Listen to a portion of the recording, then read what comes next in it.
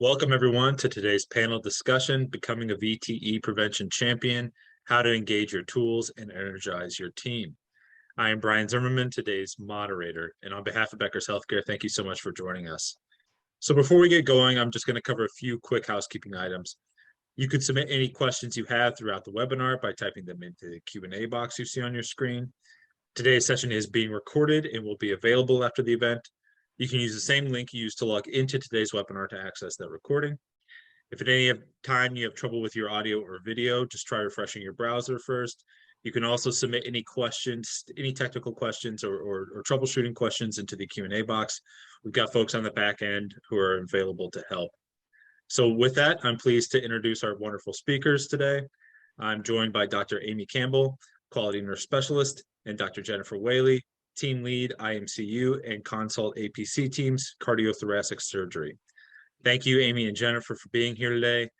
Let's jump right in. So I'm going to tap on each of you to just tell me how you got started as VTE champions. Amy, why don't you get the ball rolling there? Oh, thank you so much. I've been a nurse now for 22 years, and I've done a little bit of everything, but I absolutely love doing VTE.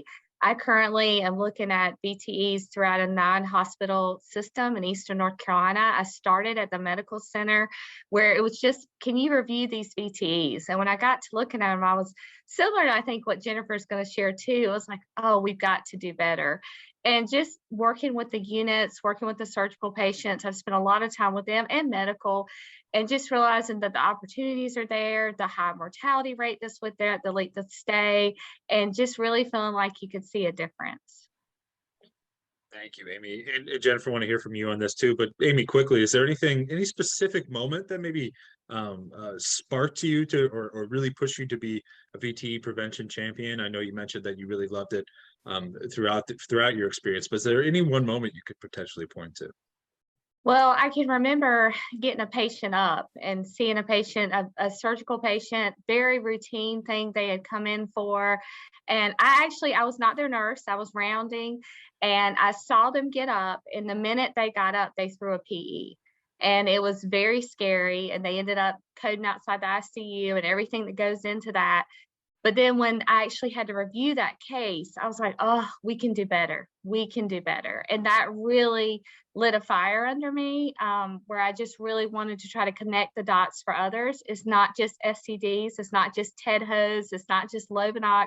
It is the combination of these things that really does prevent things that have a high mortality rate with them. So that was one thing. And then just seeing the light bulb go off for the nurses and for the family members and all the positive outcomes that we've had with VTE.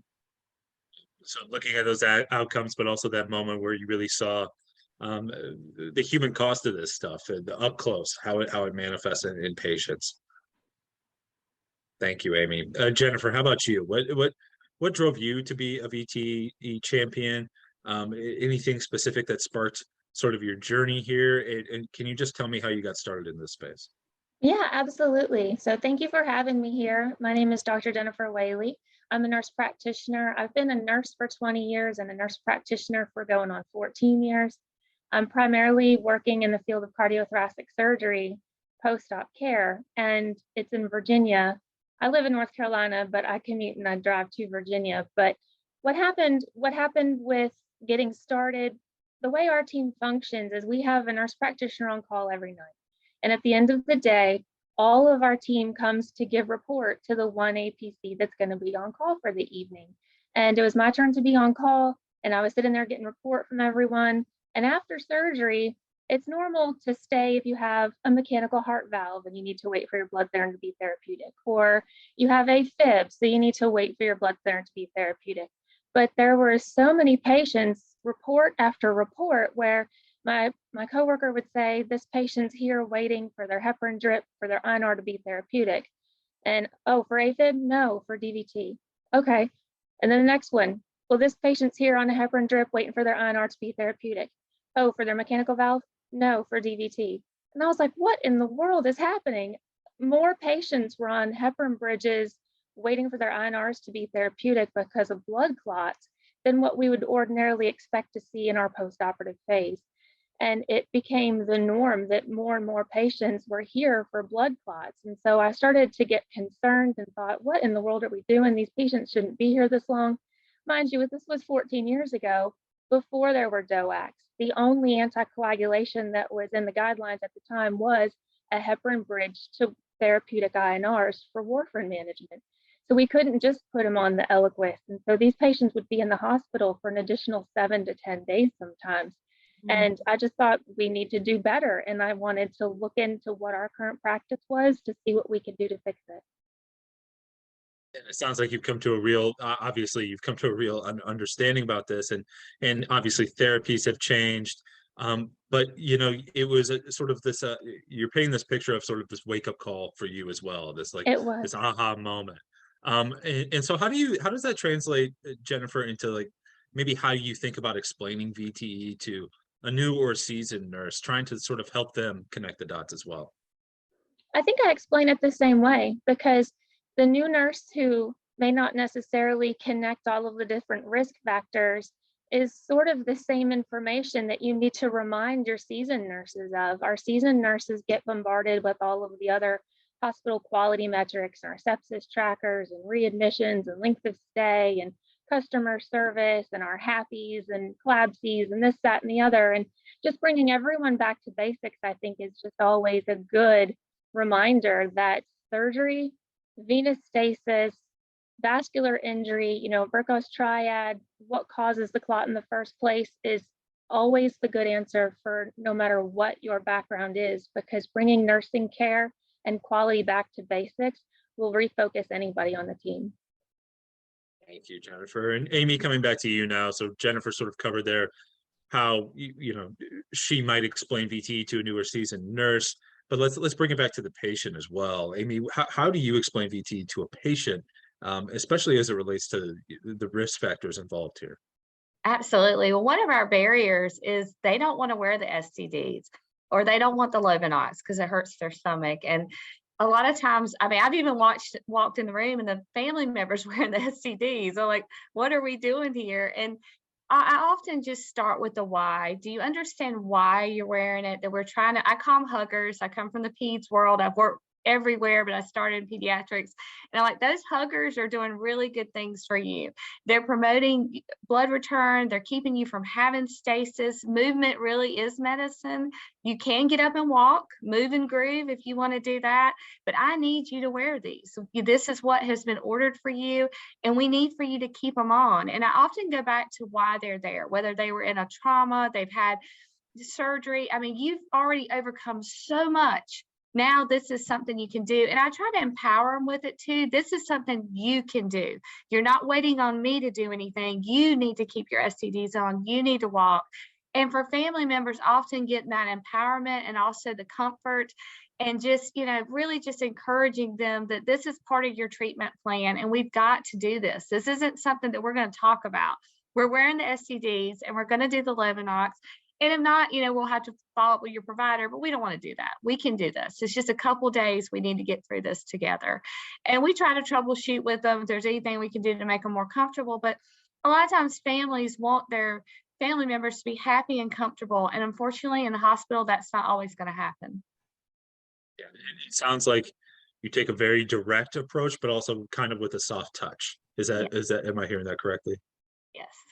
Excellent. So I want to dive in here and talk a little bit more about risk factors and of course, like the impact of ET on both the individual micro level and population wide macro level stuff with a few questions here. So hearing from both of you, you know, I've got some numbers here in front of me I'd like to share. I think it's an estimated 350,000 to 600,000 patients are affected by VTE, which of course results in approximately 100,000 deaths. And 70% of these hospital-acquired VTE cases can be prevented. They're preventable. Of course, there's a many different risk factors that a patient can have here. So I guess my question for each of you is, and Amy, we can start with you. How do you take each patient's individual background, history, chronic conditions, and any other variables into consideration once you're really conducting these risk assessments? Well, I guess I'm sure Jennifer is like this too, because it's in front of us every day. We think everyone's at risk. We're always worried that you're going to throw a clot, but there are specific things. A lot of it is your baseline. Do you have a chronic condition already? Do you have diabetes? Do you have hypertension? Do you have a cardiac history? Have you had a VTE before? Are you on oral contraception? These things are going to make you at high risk. Were you not moving a whole lot before you even came into surgery and then you come in? I know Jennifer mentioned it earlier, but we often fall back on that Virchow's triad, which talks about stasis, hypercoagulability, and any kind of injury. So we go back to thinking about what's going on with the patient, and when that really helps you look at their risk. Now, this is a really good point. Not every single person that comes into the hospital needs SCDs. If we put every patient on heparin or every patient on SCDs, one thing is they may not need anticoagulation. They may have something going on with them that makes them high risk for bleeding, or they may not need, they're moving, they're great. They're in there for something that they can move around and they don't have a high risk. But a lot of times obesity, not moving a lot, and some type of chronic history is going to have them at high risk. And Jennifer, is there anything you want to add? Yeah, so some things that you don't even tend to think about that make people a high risk happen in a setting that you weren't involved in their care, because there's transient risk factors. And part of what goes into your risk factor of DVT is if you had any kind of anesthesia or surgery that lasted greater than 30 minutes, even just 3 months ago. You could have gone and had a carpal tunnel release 3 months ago, and then now you're back in the hospital with pneumonia. That actually increases your risk that much more because of what happened 3 months ago. And there's other risks, like if you sprained your ankle and you're in an immobilizing boot and now it's better while you were doing yard work, and now they're here because they have chest pain, and your patient doesn't mention to you, oh, well, yeah, I mean, I sprained my ankle, 2 months ago and I was wearing this boot, but it's all better now. That injury and immobilization that happened to that patient, even 3 months ago, is going to increase their risk for DVT. And so it's always incredibly important for everyone to try to get as much health history as you can from your patient so that you can actually calculate their true risk of what their risk for DVT is. Absolutely. Appreciate those comments, Jennifer and Amy. I want to zoom out here just a little bit now. So we talked about the individual at the patient level. Let's think macro here. What does this impact does VTE have on a department, an organization, and of course nationally as well among the population, the broader population? Jennifer, do you want to start us off there? Yeah, absolutely. So for department level and hospital systems, it's length of stay, it's quality, it's public reporting. Any injury that can be preventable goes against your hospital quality, especially for like surgery centers. Some of those things get tied into reimbursement and patient satisfaction, and the patients are going to get their survey. Hey, how was your care? Did you enjoy your stay? And patients are going to give you feedback based on what you did for them. And as healthcare providers and practitioners, it's all of our responsibility to not do any harm to the patient. And so if the patient perceives that you gave them this lifelong complication, they're going to be dissatisfied. It requires them to continue to need treatment for months, even years, or even lifelong, depending on how terrible their disease was. Some patients get post-thrombotic syndrome and they can develop ulcers in their legs. They have to wear compression stockings, and it's a burden on healthcare equity to be able to get your stockings. Some of these stockings are about $50 just for one pair. You got to wash them, but you can't put them in the dryer. It's really cumbersome, and it's a lifelong thing that can be very expensive. I don't know if insurance covers them in all cases because different insurances are different, but it becomes a burden financially on the healthcare system through insurance. For people who are uninsured, they don't get the treatment that they need, and they have these lifelong pain and injury. Cost of blood thinners and anticoagulation. Now there's not just warfarin, there's the DOACs, where it's the Xareltos and the Eliquis and the Pradaxas. But for our patients who are Medicare, things that you don't tend to think of is if you get a blood clot in the hospital in October, hopefully that patient has met their out-of-pocket deductible. So when they fill their medication, maybe it's a $45 copay if they have insurance. But when the new year starts in January, they have a new deductible. So they could have afforded their medication November and December, But when January comes around, they'd go back to the pharmacy, they go to pick up their medication, and all of a sudden their copay is $450. Well, what if they can't afford it? At the end of treatment, when they need to continue, they don't fill it and they don't continue it, and their disease gets worse or comes back. Mhm. Yeah, and I just want to piggyback on that. When we see people coming in on day 31, and the reason for that is because their coupon has run out on their DOAG, and Mhm. it's expensive. You mentioned the stockings, and I've talked to patients before. And first of all, at discharge, you're trying to build up that rapport where people are going to feel comfortable enough to tell you, I have insecurity with this. I might have food insecurity or financial insecurity. That's a lot for someone you may have just spent a little bit of time with to even get a coupon. And then when they look at their financials, they run out, like you said, and then they end up coming back to us. So it's a huge financial burden. And then as far as the hospital goes, it's a patient safety indicator. It's part of that composite. PSI 12 is your post-operative VTE that we look at. That's anytime you have a procedure. And then if you have a DVT or PE that occurs afterwards, the hospital is going to be charged with that. So it is a $10 billion industry that we have to think about along from the micro level of the patient all the way to the macro level. It's just multifaceted. You've both done a good job laying out the problem sort of at the micro and macro level. And I want to get the barriers in a moment, but I want to just pause and make sure make sure we're being thorough here. Is there anything else in terms of cost to the hospital, organization, or lifestyle changes to patients that we haven't covered that either of you would like to offer up before we move forward? Well, the DVT is estimated to be around 20,000. Then it's 40,000 for a PE, and that's not including their length of stay that has now increased. So you could easily be looking at $100,000 to $300,000 increase on a patient. And like Jennifer said, and that's the most important thing, is the dissatisfaction. Can you imagine coming in for just a simple ankle surgery, and now you've ended up being in the hospital for over a month? And how does that affect your family if you're the main breadwinner of the family? And because I'm in a 9-hospital bed system at the medical center, some of our community hospitals are 2 hours away. So if they end up here, for some reason they end up having to come to the medical center, then their family may not have the resources to get here. So now they're alone in a place they're not used to, and they got to figure out how to get home. And so it can be a really scary and awful time, and not to mention it could be a really bad outcome for the patient as well. You're right, Amy. And I'd like to add too is that we're talking about lifelong effects of the patient, but sometimes it takes their life. They pay the ultimate price for our mistake in not preventing them from getting a blood clot.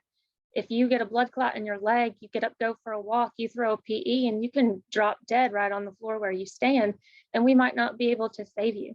DVT and VTE disease is still the third leading cause of death in our hospitals that are preventable. Mm-hmm.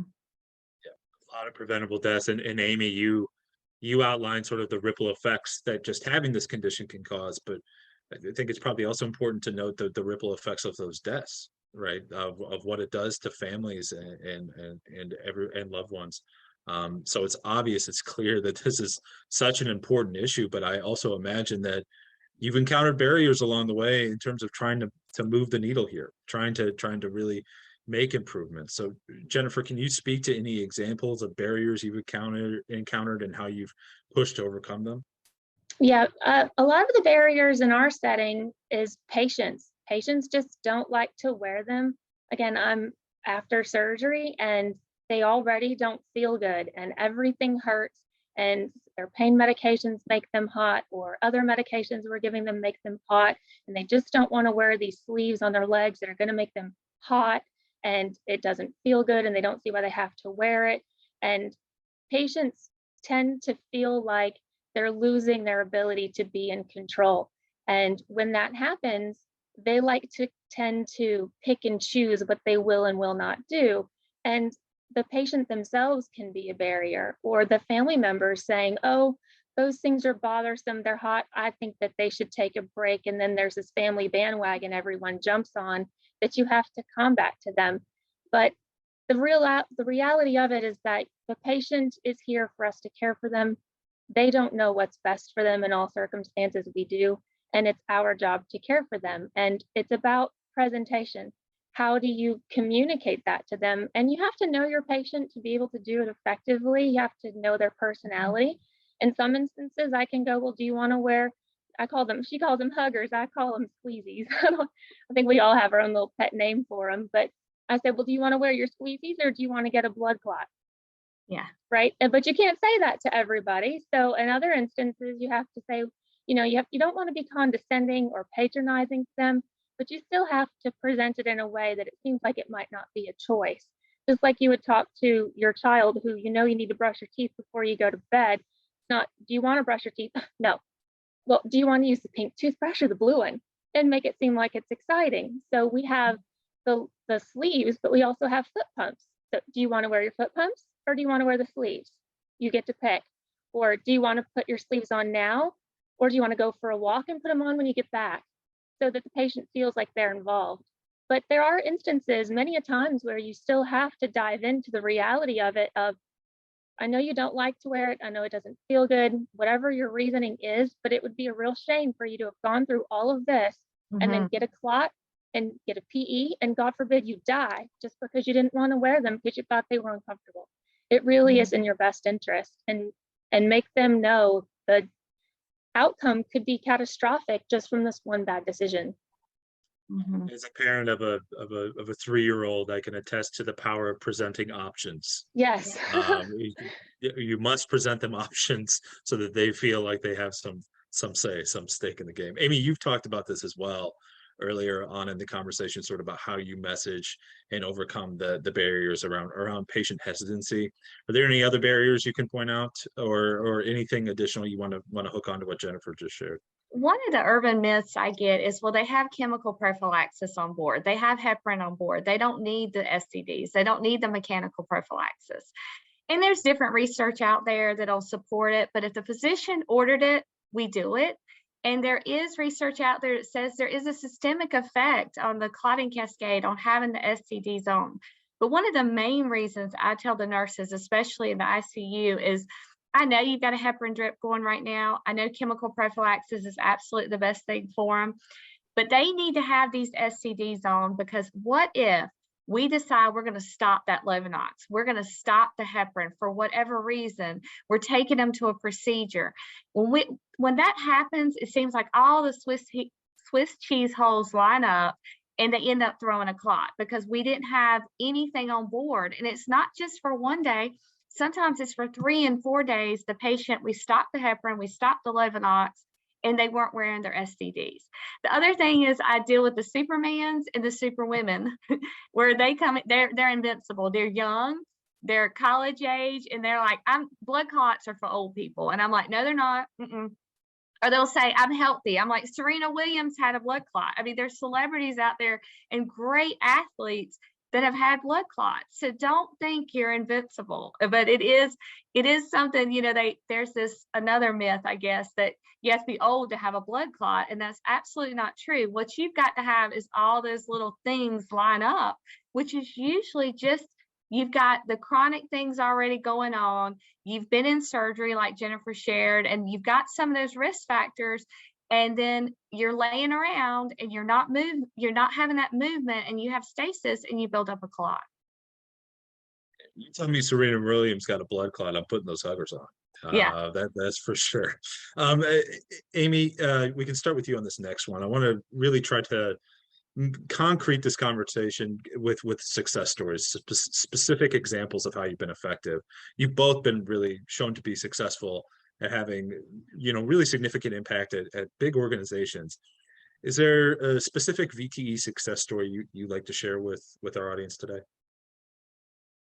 Amy, we can start with you. Yeah, I was fortunate. I think when you have great nursing leadership, great physician leadership, and a quality person, you've got the 3 musketeers. Actually, I say the 4 musketeers because you have the nursing champions too. When you get that together, magic's going to happen. And I had the opportunity working at the medical center, which is 900-bed facility. It's a trauma 1, very big, very complex. and we had a huge VTE problem. And everyone gave me all the reasons why it's not going to work. This is going to be very difficult. And we were able to have almost a 75% decrease in our VTEs. And I would love to tell you it was magical, but it really wasn't. It was just good hard work. We did do some standardization with protocol and order set, but it was validating and verifying that we were doing what we were supposed to do. Walking around, making sure the STDs were on, using the STD controller to check compliance, including that in our bedside shift report, asking the nurses to call the question, and really helping script. And, you know, when people are not like Amy and Jennifer going and saying, go back in there and talk to her, go back in there and talk to him, explain to him why he's got to keep on the huggers and the squeezies. And I don't really take no. I kind of hang out in your room until you put them on. And so you're like, all right, leave already. You know, I want to watch my show. If it's a younger person, I might will turn off the TV while I'm talking to them or ask them to put their phone up. They want to get back on their phone, so they'll put the STDs on. But that's one of my best ones. I've seen a lot of units just do outstanding work with their STD compliance, go from 11% to 95%, and also seeing the correlation with their events going down. And I think that's been, and also like Jennifer mentioned, the patient satisfaction. We've done Move and Groove where we've encouraged the patients to get up, and every time they pass the secretary to get a star or some type of incentive, and the secretary gives them a high five and everybody's excited, and then they come back and put on their board. And it may seem elementary, but when you are losing control, like Jennifer said, and you're in the hospital, any little things are small wins. And no shortcuts here, right? It's about doing the work, doing it every day, but then you see those results pay off. And I imagine that's got to be a good motivator for folks. Yes, absolutely. Thank you, Amy. Jennifer, what success stories can you share? Well, like I started in the beginning, patient after patient during report had a blood clot. And when I actually got in touch with our quality and data committee, it turned out that our department was one of the worst in the hospital. And I was a little embarrassed. To be honest, I was like, oh, that's terrible. What are we doing? So I took it back to the guidelines, and, you know, I pulled up the CHEST guidelines and the Hematology Society guidelines and looked to see what do they recommend as best practice evidence and what are we actually doing. And it turned out we weren't following the guidelines at all. There was a lot of consensus-based medicine where you had some personalities and some opinions that you had to overcome because other experts in that field weren't keeping up with new guidelines and data, where the fear was if we started heparin or Lovenox after surgery, they would have bleeding issues. Or when we do cardiovascular surgery, we have incisions on the legs, and well, maybe we can't put the squeezies on the legs because we don't want to hurt the incision. So it turned out none of that was valid. And we had to pull up the literature, make a work group, and actually tell everyone, hey, y'all know we have a problem and that we are one of the worst in the hospital. And no one really knew. They were surprised. They're like, not us. What? That's silly. But when you show them the data, they were like, oh, well, that is terrible. We should fix it. And so the first step of making any improvements is telling everyone and making it evident that there actually is a problem to get your team on board. But we just took the guidelines and implemented them. And to make sure that there weren't going to be any issues with compliance, we built all of the metrics of the guidelines into our order sets. And they were already pre-defaulted. So our order sets are electronic. When you go in the chart, you pull up the order set to put the orders in. Your VTE prevention is already pre-selected as being ordered. You have to intentionally unclick it to remove it from your patient. And so once we put the orders and embedded them for every single patient, you then had to address nursing compliance to actually do it and to put them on and get the patients to wear it. But that was just foundationally helpful. And we were able to get our DVT rate down from 13% to 1% of our patients having DVTs after surgery. Wow, that's great. And I think both of your success stories, your examples there, sort of get at the staff and the patient adherence components of this. And I want to dig in there just a little deeper. So you're both so passionate. I mean, I think it's really clear how passionate you are about prevention here and education. I'm curious how successful you would say you've been in terms of engaging staff, and Jennifer, as you just talked about, sort of showing them the figures and motivating them with numbers, but how successful have you been at really, getting other folks to take your lead and get passionate about this? Jennifer, we can start with you. Amy, I want to hear from you as well. Yeah, absolutely. I've been extremely successful, but part of that is I don't come from the perspective of hospital administration because I'm not an administrator. I'm a nurse practitioner. I'm the provider. I'm the person that the nurse is required to call when the patient refuses to put them on to come tell the patient. And not just with VTE, but just with my approach to my patient as a baseline, I expect excellent care for my patient. The nurses are taking care of my patients with me, and there are very specific things that I expect to go well and to be done correctly. I want my patients to have the very best care as if they were my own family, and I expect the nurses to deliver that. So they already know, the staff is well aware of what my expectations are anyway. Even before I started on this DVT project, I would come around the hall and the nurses would see me coming, and not out of fear, but they would warn each other, hey, Jennifer's on the floor, right? And so they would quickly run into their patient rooms and make sure my chest tube output was correct, that their dressings were not falling off, that the patient had, at least looked like they had a clean gown on for the day, right? Just like nursing 101, I expect to go well. And I don't like to walk into a room and my patient looks a hot mess, the hair's all messed up, they have sweaters on their teeth because no one brushed them, their chest tubes are all mangled, their dressings are flopping in the wind. I won't be happy if I find my patient like that. So when I started the DVT project and I was like, hey, we need to give these patients their squeezies, we need to make sure they're wearing them. The nurses tended to incorporate some of that into their, oh no, Jennifer's on the floor. But like I said, it's not out of fear for me to come because I'm not punitive, but it's out of respect. I'm held in high regard, not trying to toot my own horn or anything, but the nurses look up to me. A lot of them tell me they want to be like me when they grow up. And that level of respect is like mom's home, right? Yeah. You give your kids a list of chores to do. You expect them to be done before you get home. And then you come home early and they realize, oh no, mom just pulled into the driveway, right? And then you're going to run around and quickly get it all done. It's kind of like that, where, the cat's away, the mice will play kind of thing. So it was a lot of just my relationships with the nurses. So if I go into a room and they're not wearing them, I'll put them on myself. And then I come out and I don't say anything ugly. I just grab the nurse and say, I just want you to know they weren't wearing their squeezies. So I put them on and I just kind of smile. And then they're in their head, they're like, okay, thanks. And I do that a few times, but then after it's the same nurse, I then have a conversation with them and say, I really need you to help get them on the patient. If there's an issue that they're refusing to wear them, let me know. I will always come talk to my patient, but you're my eyes, you're my ears, you're my hands, you're my nurse. I need you to take care of the patient, and I need you to get them to do what they need to do. Amy, what would you add? I think those are great examples, sort of being crystal clear about expectations, but it's also you hold yourself to these high standards and you expect everyone else to operate at that level too. And you have no problem putting on the squeezies yourself and doing the job. So I think you're leading by example, but also being crystal clear about what you expect. Amy, is that do you take a similar approach? What else would you add?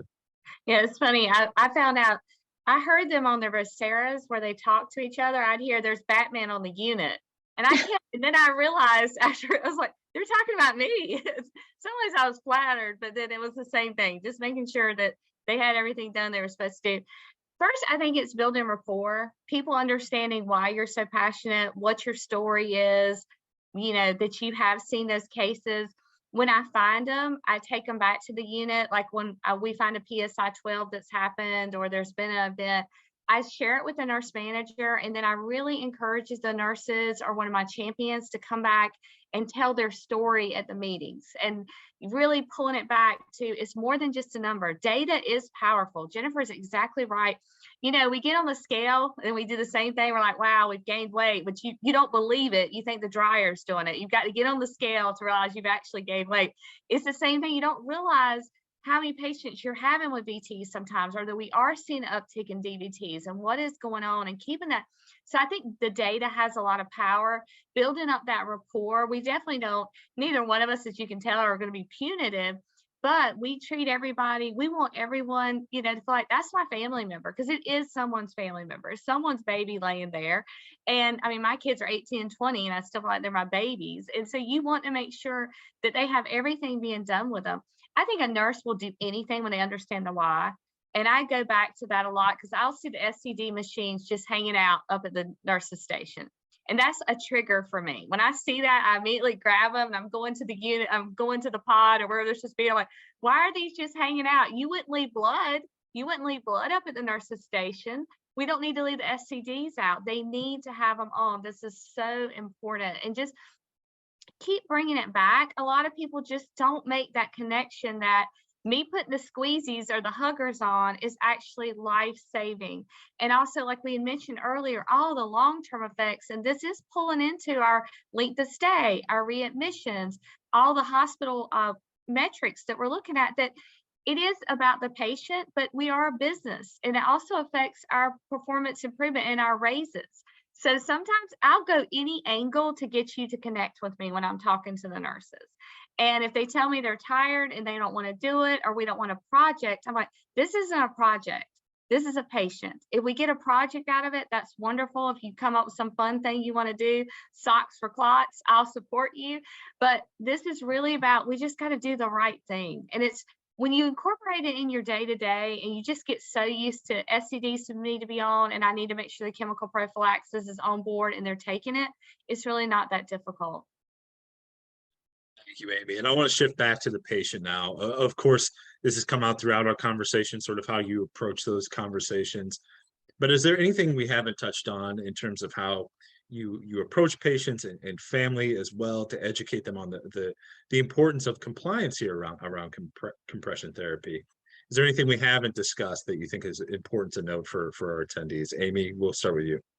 I think it's, Jennifer mentioned it, it's exploring different options. If they really don't want to wear the SCDs, can they do foot pumps? If they don't want to do foot pumps, can they do TED hose? If they don't want to do TED hose, can they walk? Anything to keep them moving, just not laying there in the bed and refusing, and really digging deep why they're refusing. I usually come in, I'll sit on the bed, or I'll get close to them and say, let's just talk. What's going on? Brian, tell me what is your deal today? Well, why are we not wearing them? And I try to build up, because it is, a lot of times they're frustrated. They're tired, they're hungry, they're in pain, and they don't want to wear the SCDs. And so I think it's trying to listen and really understand what the real problem is.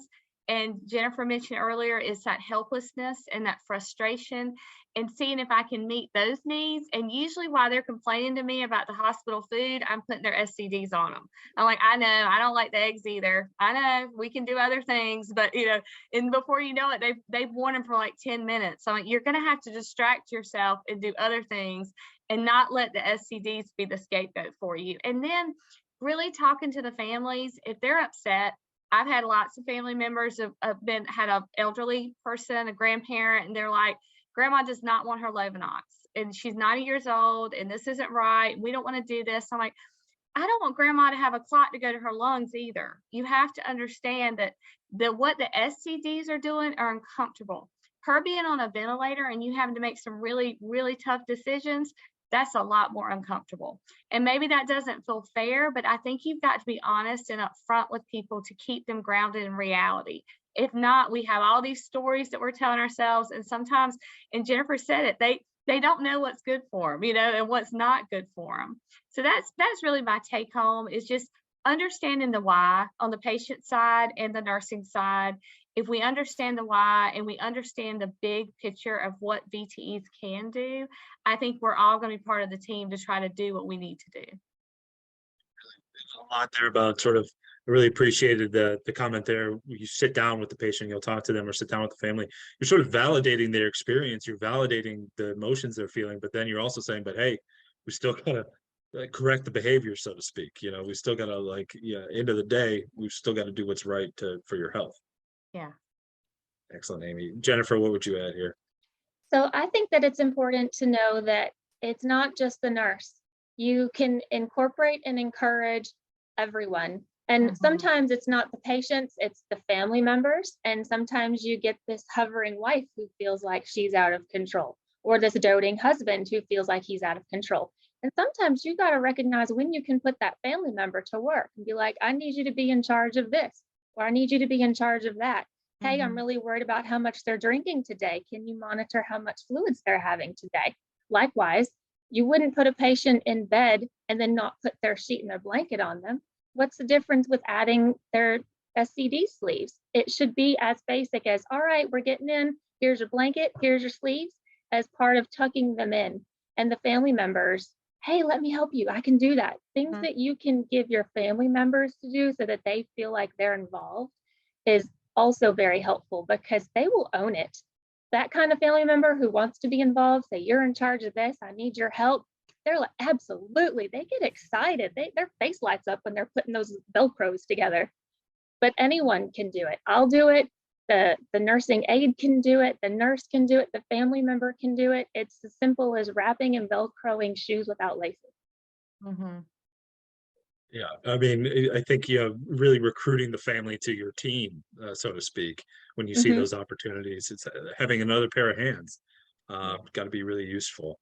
But I want to get to sort of some a closing question about advice you might share with attendees, but I do want to touch on before we move to that, any comments you have around increasing sort of reliability and standardization through protocol implementation. So we touched on that a little bit, but want to give some more space here towards the end of our conversation to dive in on that. Jennifer, do you want to take the lead there?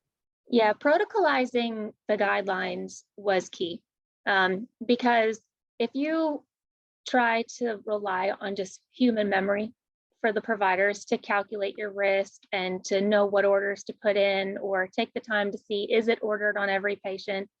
Even when you transfer from one floor to another, one level of care to another, or room to room, the orders can get lost in the shuffle, and you can think, I ordered that yesterday, but then somehow it fell off on transfer, or the nurses were cleaning up their orders for their 24-hour chart check and accidentally got rid of it, and no one noticed. So we built hard stops in our electronic medical record that it will flag you. We get these warnings that pop up that says this patient is not on VTE prophylaxis, and you have to address why for our providers.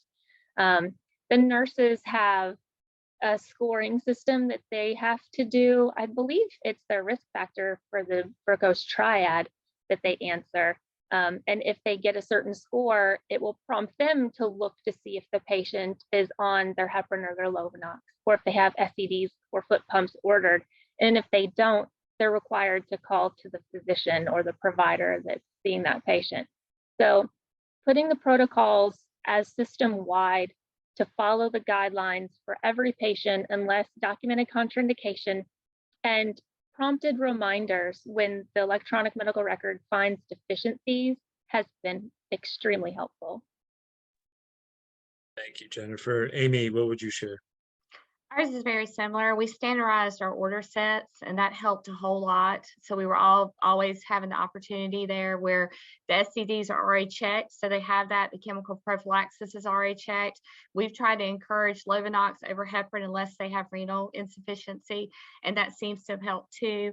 I think another resource is tapping into, depending on your system that you're in, because I'm at a medical center, we do have nursing students. So we have nursing students that come shadow.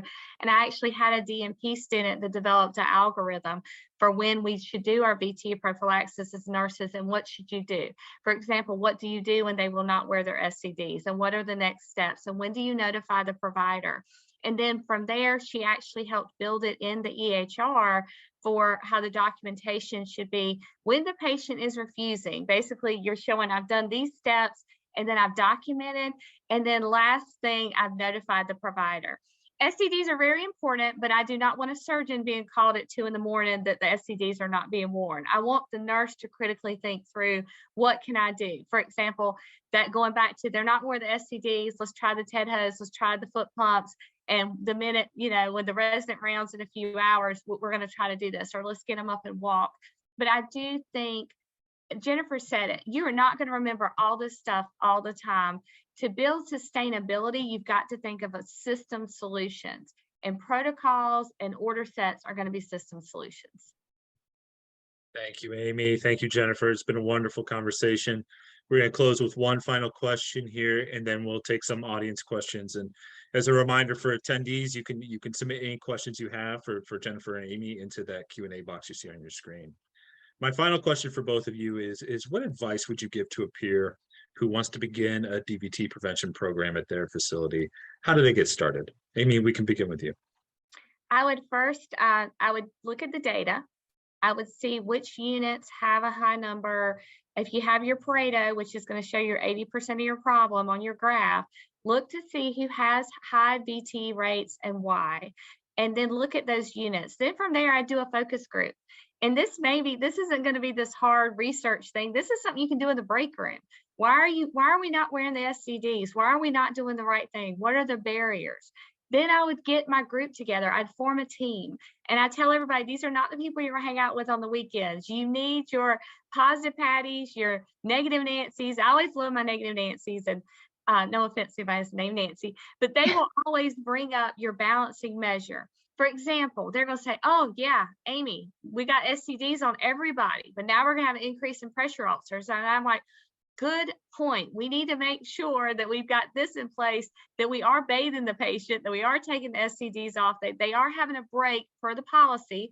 Most things say 18 to 22 hours they should be on, but they are having a break. They're not on all the time, but you form that team. And then you need to have a methodology of what you're going to do for your intervention, what your pre-work's going to be. If you're going to do, education's not performance improvement, but you're going to have to teach people what you want them to do. Then you have your intervention. And one of the things that we found very helpful was doing the SCD controller, looking at the compliance on it during bedside shift report, and then document it. But doing leader rounds, whatever your intervention is going to be, and then doing your post. But I kind of jumped ahead just to get you started. I would say partner with quality, get someone within your facility that's got the data for you or has a performance improvement background. Start small so you can get big gains. Wonderful. Thank you, Amy. Jennifer, closing advice. Yes, so anyone can do it. You don't have to be a nurse practitioner. I know Amy and I both are doctorate prepared and we're the champions in our facilities, but anyone can do it. The care partners can do it. The nursing assistants can do it. All it takes is one person to light a match in the darkness and suddenly you can see. So anyone can be that spark in their section. You don't even have to have this huge vision that you want to fix the whole hospital. But if you notice there's something wrong in your department or your area, you can make a difference. And I think the best place for that person to start is to reach out to their administration or at least their manager and ask who their quality department is and let them know that they have an interest so that they can get in touch with some of the toolkits and resources that the hospital already has. It's not new. You're not trying to redevelop the wheel. There's already DVT programs and should be, I would say, probably 100% of facilities, whether or not they're following them or not, there's still references and materials and things that your hospital system has that they can offer for you to get started. Wonderful. Jennifer, Amy, it's been a pleasure to speak with both of you. I think your passion and your expertise comes through really, really nicely. So I know that attendees have enjoyed our conversation today. And attendees, as another final reminder, you can submit questions into the Q&A box on your screen. We've got time for a couple questions now. The first audience question we'll take sort of really hooks in nicely to that final question, that advice question. So the attendee writes, I just started at a new hospital. How would you recommend I identify the greatest areas of opportunities for improvement for DVT prevention? What resources would you recommend? Amy, you had some great comments sort of around getting started and using that data. Any additional comments for this attendee?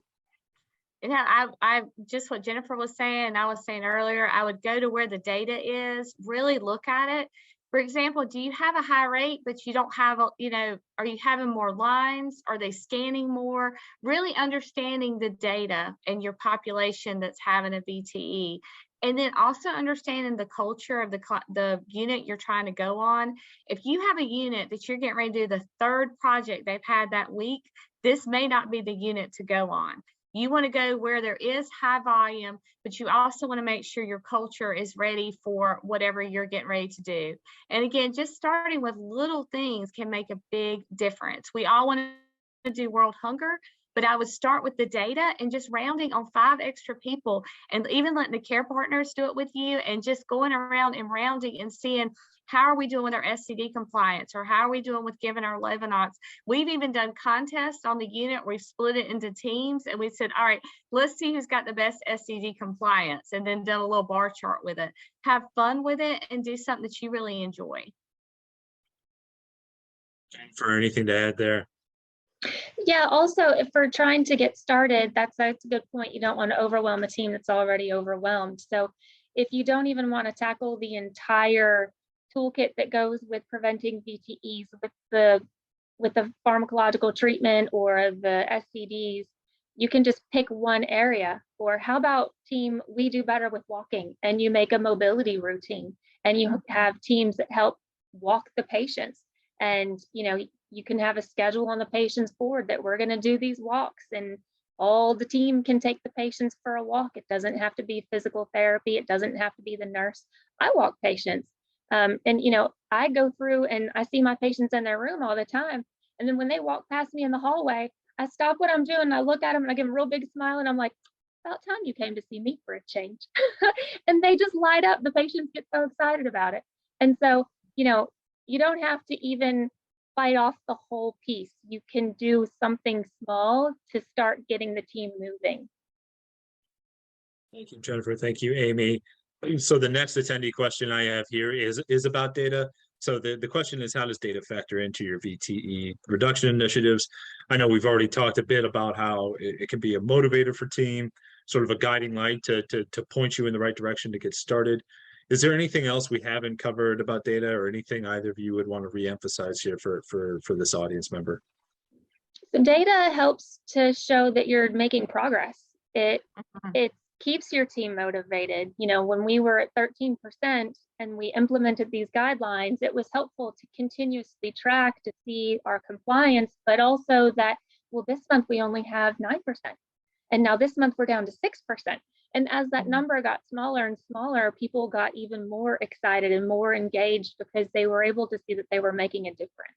And tracking the data not only tells you that there is a problem, but also pats you on the back that you're doing a really good job. And your team needs to be validated that the efforts they're putting in was meaningful. And I'll just add on that, we're, as a healthcare group and society, we are preoccupied with failure. We're always looking at when it occurred. So when you think about your leading indicators, that's keeping the SCDs on, that we're ordering prophylaxis when the patient comes in, that we're giving the Lovenox before surgery. I would focus on the leading indicators. The lagging is after it already happens. And your process indicators are, what are you doing every day? For example, are you walking them 3 times a day, and are we keeping the SCDs on? So don't get so consumed with just the VTE, the outcome that's not positive. Also focus on all the preventative things that you're doing as a unit. And I completely agree with Jennifer. You want to do this pats on the back, and you want to keep the data in front of everyone so you can see how you're doing. Excellent. Thank you. Thank you, Amy. Thank you, Jennifer, once again. We're close to time, so we have time for just one more audience question before I let our other panelists here go. So this attendee asks, for both mechanical and pharmacological prophylaxis, how do you partner with your product reps for success? I'll take that one. I think it's really important to do that, because when you have your rep come in, they have a different perspective. One thing, they understand the products in a whole different level, and they can really provide that feedback when the nurses are asking things, or maybe someone in the supply chain is asking for something, and they can get you products. You may be struggling to get a certain product, or get sleeves, or you're worried about the price, or you don't know how much they cost. And I know with my particular rep, she's just been amazing. She'd come on the unit, she's rounded with me, she's provided in services. But what she helped me a lot with was the SCD controller education. How do you look at your compliance on your controller? And so I would absolutely look at them as kind of a Batman and Robin, and let them be your Robin. Jennifer, what would you say? So at my facility, we don't really have communication with the pharmacologic reps. Those all go through the pharmacy committees. We get the equipment reps, so the foot pumps and the SCDs and the controllers.